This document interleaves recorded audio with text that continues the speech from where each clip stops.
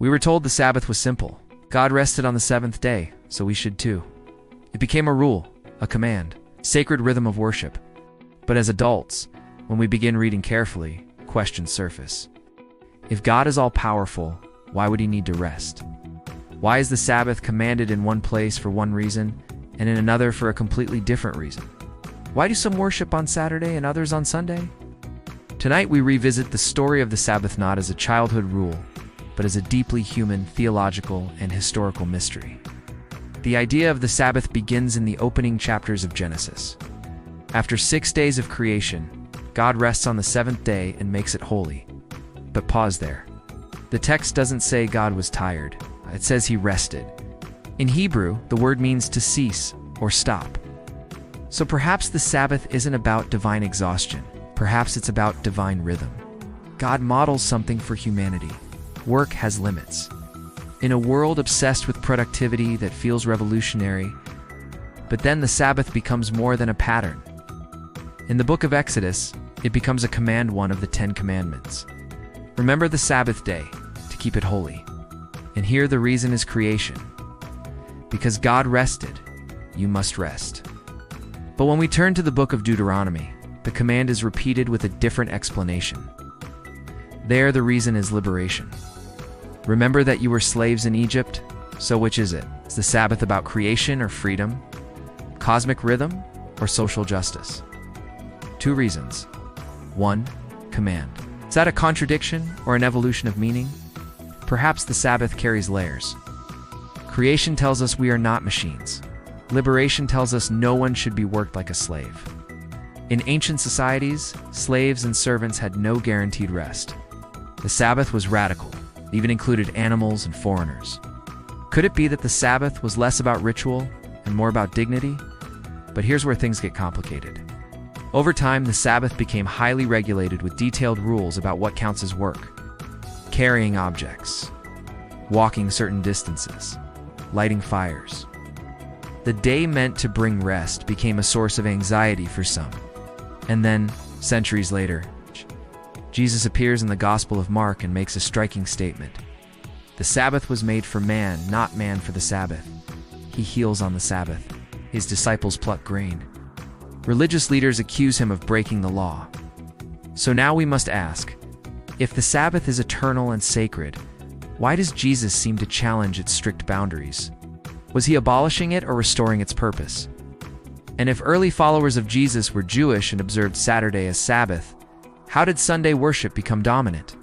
Historically, the shift toward Sunday gained momentum after the resurrection narratives and became widespread in the Roman Empire.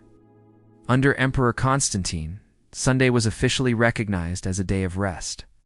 But if the Sabbath was the seventh-day Saturday by biblical definition, how did Sunday become the primary day of worship for so many Christians? Is it tradition, theology, historical adaptation? Is changing the day change the command? Let's humanize this. Imagine being an Israelite in the wilderness. You've known only forced labor in Egypt. And suddenly you're told, one day every week you stop. No work, no production, no hierarchy. Everyone rests. That's not just spiritual. That's social revolution. Now imagine living in the modern world. Emails, deadlines, 24-hour connectivity.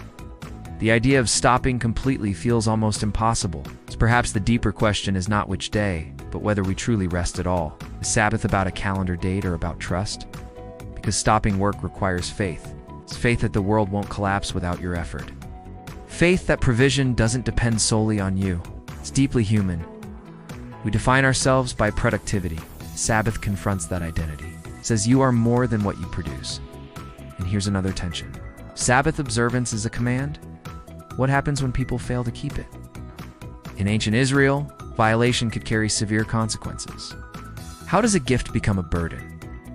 And if the Sabbath symbolizes rest in God, why does it sometimes create division between believers? Saturday worshipers, Sunday worshipers. Some insist on strict observance, others see it as symbolic. Perhaps the contradiction isn't about the day at all.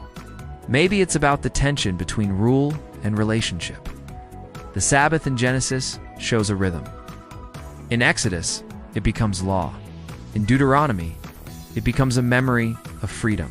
In the Gospels, it becomes compassion over ritual. The thread running through all of it is humanity's need for rest and our resistance to it. So why do people worship on the Sabbath day? For some, it's obedience. For others, tradition. For others still, it's a protest against endless striving. Maybe the deeper question is this: are we observing a rule or embracing a rhythm? Because in a world that never stops, true rest feels almost rebellious.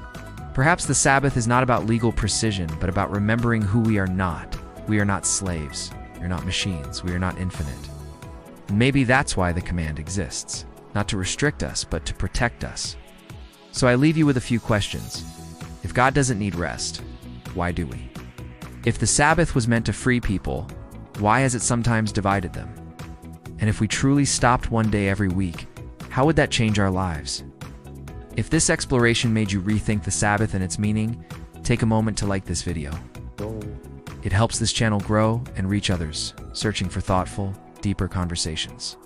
And if you want more documentary-style explorations of biblical contradictions, ancient history, and the human questions behind sacred texts, subscribe and turn on notifications.